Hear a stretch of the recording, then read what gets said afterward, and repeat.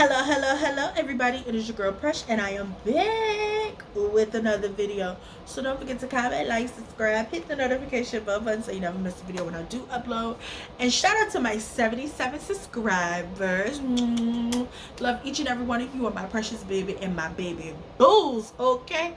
Don't forget to check the description bar down below where you will find all of my perfectly curated playlists, as well as the link to my Facebook channel that I have created for this YouTube channel. Also, don't forget to, subscribe, hit the notification bell button, thumbs up, help the algorithm, and more people find me. Love all of you. If you're new here, hi, hello, welcome. I'm your girl Precious, and this is the Precious B channel. And if you've been here before, you already know what to do, baby boo. Hey. And if you've been watching my videos on my channel but haven't subscribed yet, why not? 77 people rock with the kid. Okay. But without further ado, we're gonna go ahead and get into this review. So this is gonna be a What You Watch review on the movie Fatale, starring Micheal and Hilary Swank. Okay, so before I get into the things, I'm gonna go ahead and give y'all my rating first because I feel like I'm gonna forget it. But I give this movie a good 7.5 out of 10.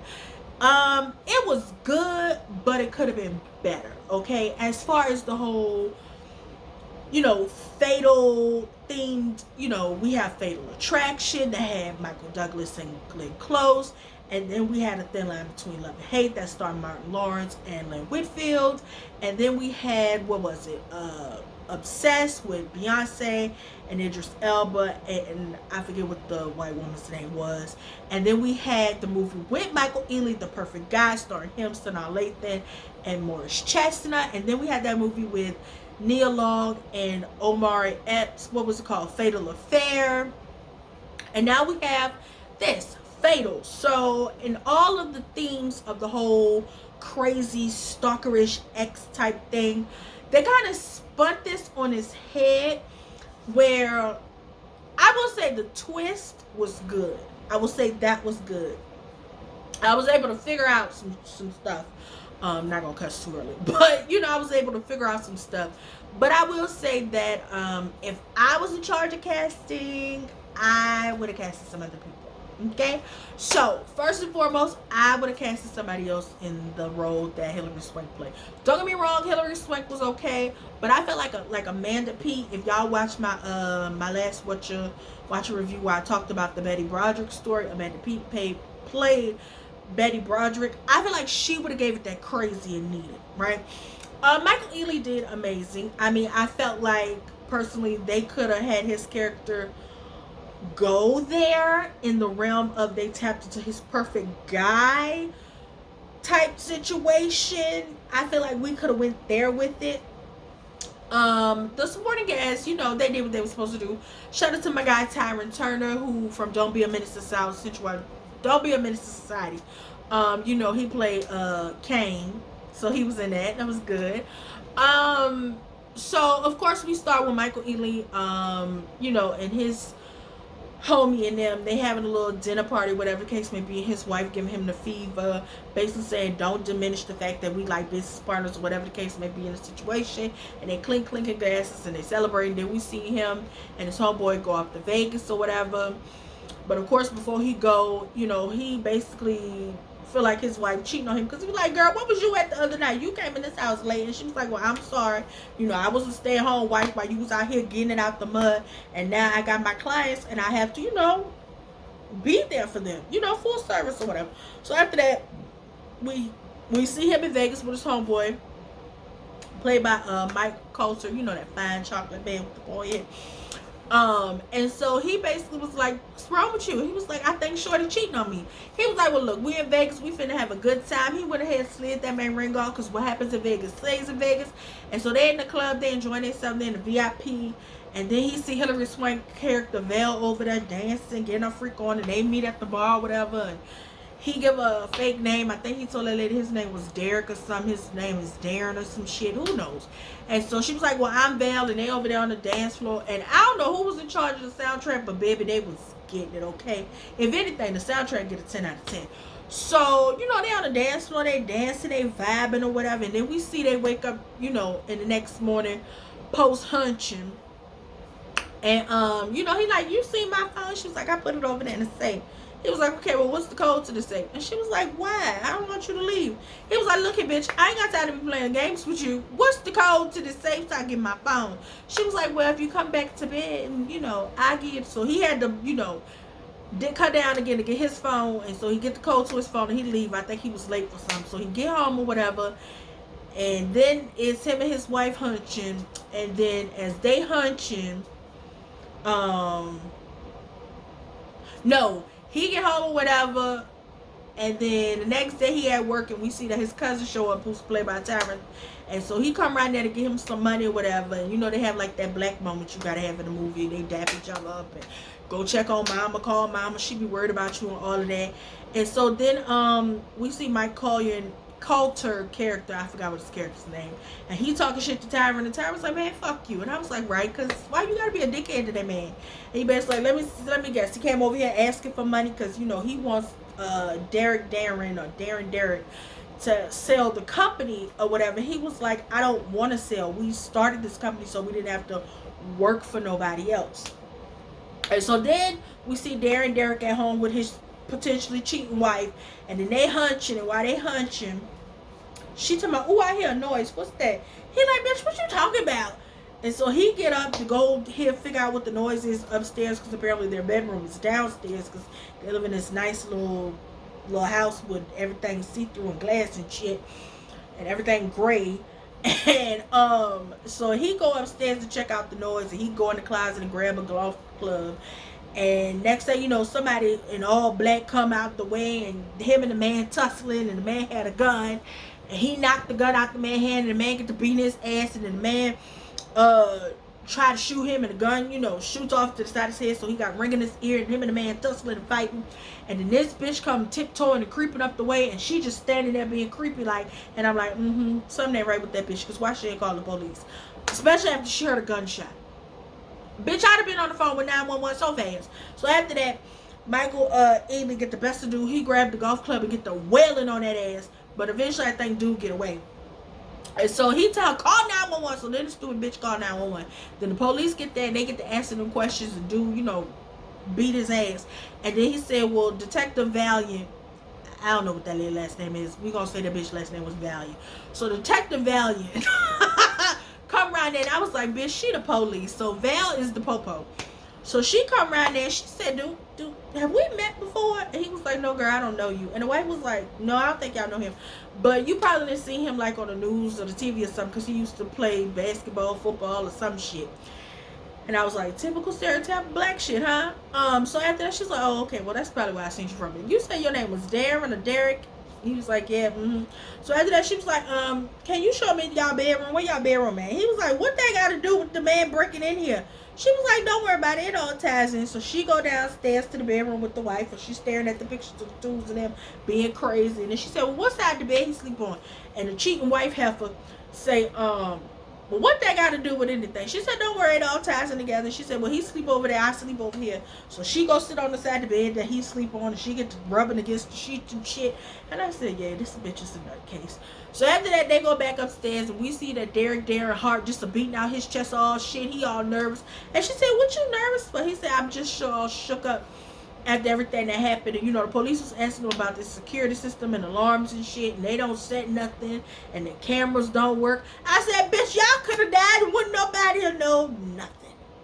Y'all don't set alarms, your cameras don't work, bitch. That's why the man broke up in there. So she was like, well, we'll be in touch about everything going forward or whatever. So after that, he at work, and he looking up articles and shit on the computer and everything, and the police have for being weird. And then we see her standing outside the man who on the news arguing with people who happen to be Nick from Law and Order SVU. And so his new heifer, whoever she is, was like, that crazy bitch over there. And so he go over there like day off of next Friday and said, you supposed to be 100 feet away from me, part of her restraining order. She said, bitch, I ain't even over there. I am 100 feet. And so she was like, so when I'm going to see my daughter? He was like, bitch, you'll never see her again. And she was like, I did the classes and shit like that. He was like, bitch, you'll never be her mama ever again. Ho, stay away from my motherfucking daughter. And so apparently she had a CPS case on her because that bitch is alcoholic. And she got drunk one night from work because they showed a little flashback of her laid up in the bed, drunk as a skunk, the liquor bottle on the thing, and the baby come in the room playing with the motherfucking gun, and the gun go off. So yeah, that bitch is a neglectful drunk. And so after that, we see she called Derek Darren down there, and she get to ask him questions. She's like, "Girl, what this got to do with anything? Did y'all find these people that broke into my house?" And she basically questioned him about lying and playing games. He was like, "Look, I'm sorry I had lied to you, but it was Vegas, girl. I'm not gonna tell you my goddamn real name." So she basically said, "Well, we'll keep in touch with you and let you know what's going on or whatever the case may be." So after that, we see she show up at his house again, like the next day or whatever. He's like, "You got more information about the case?" She was like, "No, I just wanted to come over here and see, the house in the daylight." She was like, "You got any information for us?" He was like, "No, I ain't got no information. If you ain't got nothing, I ain't got nothing." And so the wife was like, "Well, I gotta go show a house or whatever." So then we see her peoples down at the police station tell her that basically the people who broke in their house knew their way around that motherfucker. Like they had been up in there before. Okay? So after that, she pull up on him at his job. Once again, he was on the computer looking at something or another. And she pulled up on him at his job, and she like, "Get in the car." And he was like, "Girl, I ain't get no fucking car." She's like, "Get in the goddamn car, Derek Darren, or whoever you are." So he get in the car with her, and she driving down there to the beach. He said, "Bitch, what we doing? What this got to do with these people that had broken into my house?" She said, "Don't worry about it. You'll see." So they get to the beach, and they standing on the beach, and she said, "All right, the third house from the left, up to the right, over to the left." And she had him a little binocular. And he was like, "Bitch, what we looking at?" And he was like, "That's my business partner." She said, "Keep watching." And the next thing you know, we see his wife show up. I said, "Oh, that dirty bitch." So she really was cheating on. She is cheating on that man with his homeboy. And so then 2 + 2 = 4. And so I was like, oh, they set him up. And so she was like, "They set you up." He was like, "What are you talking about?" She was like, "You ever thought about the fact that she didn't call the police even after the gunshot went off?" And I was like, that does make sense that bitch didn't call the police. She up there tiptoeing, watching him get his ass beat. She was like, "Yeah, them two motherfuckers conspired to have you murdered. They was going off you, bitch. 186 you. Because they were out here hunching at the beach at this house that is under her realty contract or some shit. They were out here hunching." She said, "So I started looking into your wife because something about that break-in just ain't sit right with me. And that bitch not calling the police ain't sit right with me. So I started looking into this wife." And he was like, "Girl, you know what? Leave me the fuck alone and get up on my face." She like, "All right, when you ready to know the rest, I tell you." Well, no, she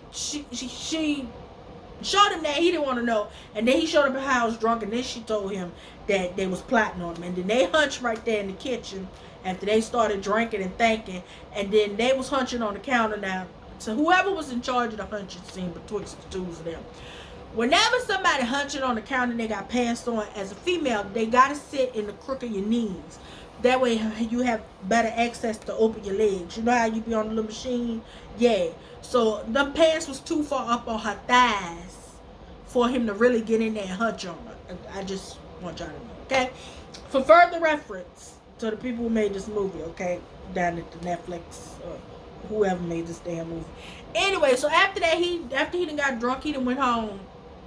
And he at the house still drunk, crying or whatever, because that lady around there cheating on him. But mind you, before he got home, this hoe insinuated that she was like, "You gonna kill him? You want to kill him?" And he was like, "Bitch, ain't nobody do that." And after they hunched, he went home. So next thing you know, the police banging on the door. He was like, "You, Darren, Derek, Eric, Ron, Roger, Ronnie, and Mike, whoever you are, come with us, please." I really don't know what the fuck that man's name was.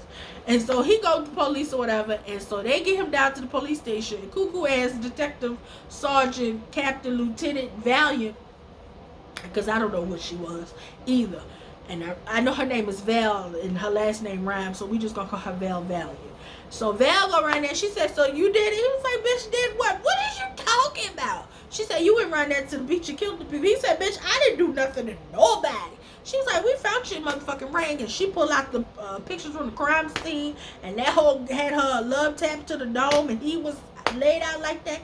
And I said, "Did he get drunk and go around there, pow pow, chitty chitty bang bang?" I said, "Bitch." And so he's sitting there like, "I didn't do that. Like, I didn't do it." And so the more he was adamant he didn't do it, But the more she kept talking about like how he did it, I was like, she killed them people. That hoe went around there and 186 them people, and now she blaming on this man because the cops say some stuff and put it on you. You won't even know that they're basically telling you like what's popping.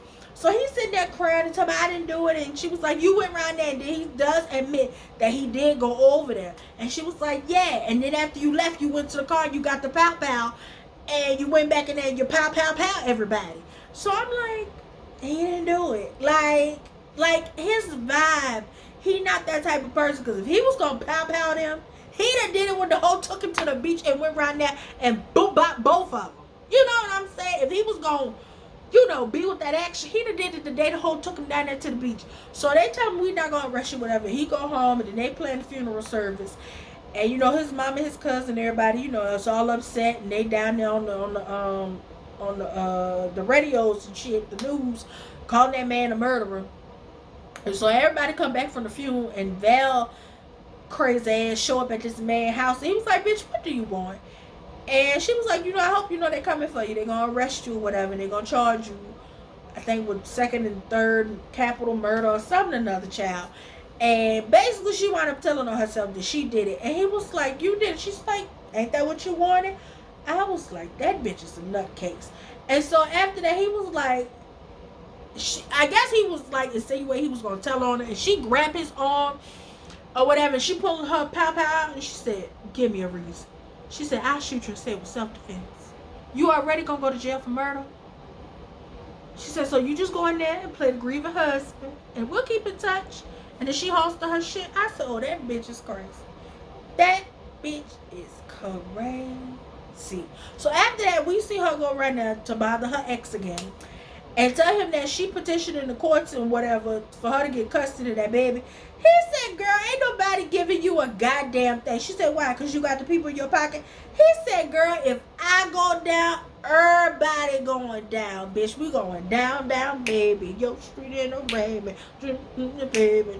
Let it go. Shimmy, shimmy, cocoa pup. Listen to me now. I told you I had a ditty for everything. Y'all, I'm a damn jukebox up here.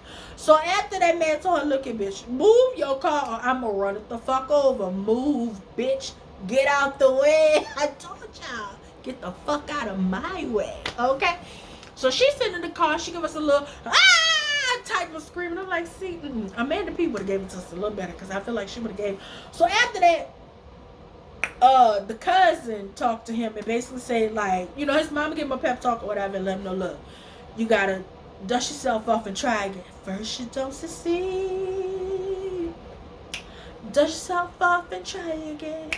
Dust yourself off and try again. Try again. I told you I had a goddamn song for everything. And baby, that soundtrack was lit. Did I mention that? So after that, him and his cousin Tyron talk. He basically tell Tyron that the crazy ass police lady framed him. He was like, don't worry about it. You the straight lace, goody two shoes one. I'ma handle this. He was like, man, I'm already a criminal. Don't you worry about it. I got it. So he go right now. Tyron go right there, meet his homeboy in the hood. He give him the pow pow, and they decide to go over there to Crazy house. And they ambush Crazy or whatever. And then she get to doing her white woman crying tears shit. And I'm like, don't let that bitch get up and go out of sight. Do not do it.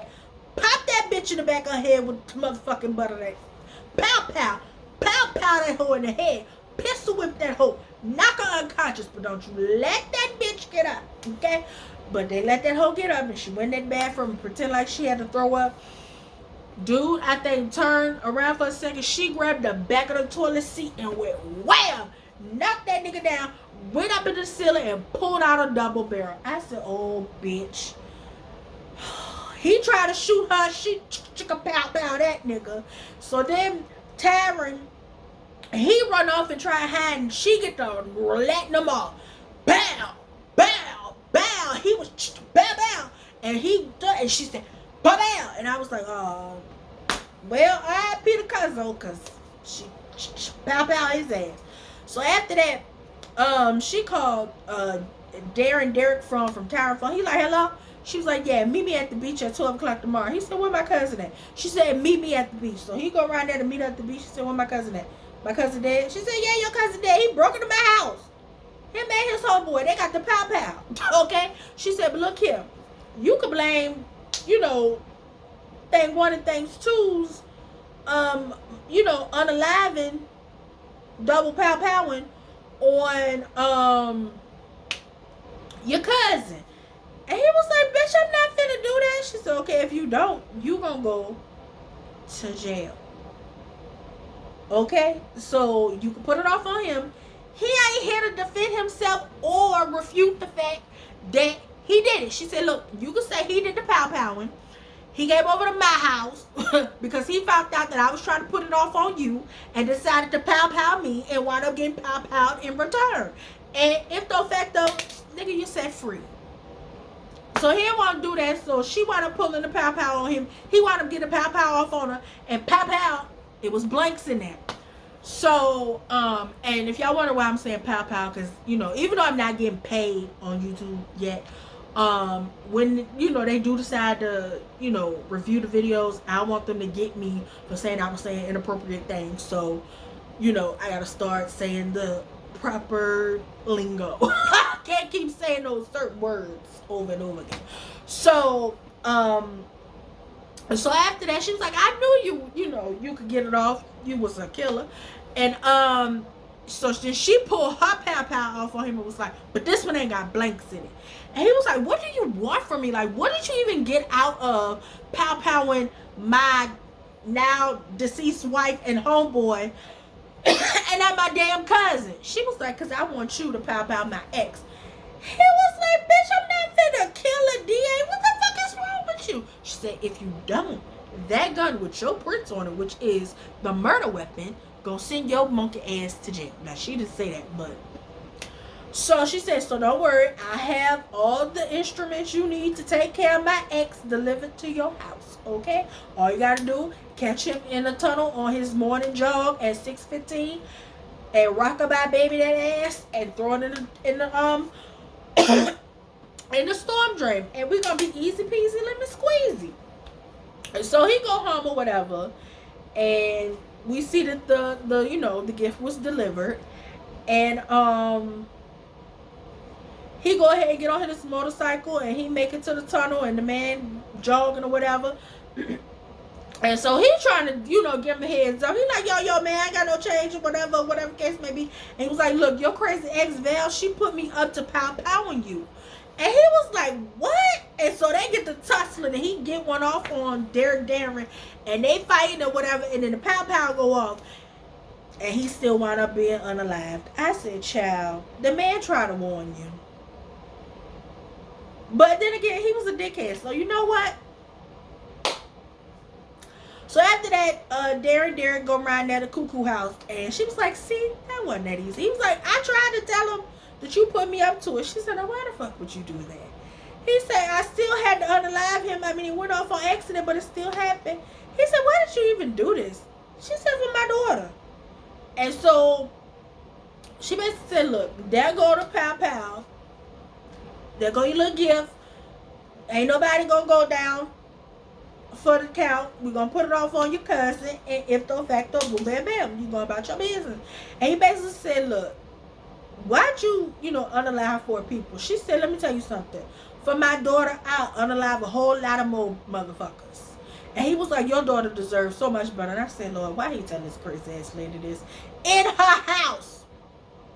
Well, she ain't like that. But she decided to get the pow pow, and he pulled out the pow pow that he still had, and baby, they was pow pow pow pow pow. He popped her right here, she popped him right there. I said, Lord have mercy. So that hoe fall down on the ground, and he limping and bleeding or whatever, slow walking to get to her. He grabbed the pow pow from her, and I'm like, she not dead, sir. You shot her up here in her shoulder, her upper shoulder area, near, almost damn near her collarbone. She ain't, you know. She ain't 186. She just down for the count. And so he turned his back, and next thing you know, that whole pop out like Chucky. And get him in the little lift elevator thing, and she... And he pow her again. And so he get to ask her a question about something or another. And he pulls out his phone and said, gotcha, bitch. And then he replays her, because he basically had her telling her something, said that she unalived old people. I was like, he's smart. Ain't he put it off on himself because it's the wife, the friend, the DA, and his cousin. Because, you know, the friend, he don't count. At least I don't think he knew about the friend. But, yeah. And so, the Popo show up or whatever. And I'm like, well, she probably, you know, unalived. And so, he get to limping out the lift as the Popo pull up. And he was like, hold up, wait a minute. And so, then it ends with, him in the car going for a drive down the highway or the stretcher road from wherever he lived to wherever he going, and Terrence J on the radio with somebody basically saying, you know, if you on the shade room, if they say you guilty, honey. But you know, he free. The cop lady did it with her crazy self, and then his calls was like, well, next time I hope he know not to cheat with the police. And you know, it was cute or whatever, but like I said, it was good, but it could have been better. Like the climax to their all out fight, like I felt like their fight could have been like what Beyonce and Homegirl from Obsessed was. If you ever seen the original Fatal Attraction, like their battle in that house was a battle. Michael Ealy and Sanaa Layton battle in The Perfect Guy was a battle. You hear me? That was some little that was out of all the climactic battle scenes in a cuckoo crazy type thing, that is probably my least favorite. My favorite would have to be the original Fatal Attraction, Obsessed, A Thin Line Between Love and Hate, The Perfect Guy. I'm gonna have to rewatch Fatal Affair with Nia Long and Omar Epps because I don't remember their like climactic battle. I would have to rewatch that. But I do know the one from Fatal was subpar. It don't even live up to the hype. Like I said, I felt like it could have been better. It could have been better. I will say that the twist of the story of her not actually doing this because she wants to be with him, because she wanted something from him because he lied to her, you know, in a way, like she's a very twisted person. So it was like a get back for him lying to her in Vegas, and then it was some other shit on top of some shit. So like that part was good. That's the part that I liked the most. That it wasn't even really about her wanting to be with him. It was just her getting back at him for playing in her face. So I definitely like that twist of it all. Other than that, I felt like it was some bits and pieces that was missing or whatever. And again, like the climactic part didn't give. It didn't give what it was supposed to give. What it gave. But other than that, like I said, I gave it a 7.5 out of 10. It is on Netflix, so y'all can go ahead and watch it if you know you just want to look at Michael Ealy and those beautiful eyes or whatever. And Tyron Turner and Michael Coulter beautiful chocolate self. But other than that, y'all, yeah, that's all. That's it. Don't forget to comment, like, subscribe, hit the notification bell button so you never miss a video when I do upload. And don't forget to share my videos wherever, with whoever. Love you. Bye.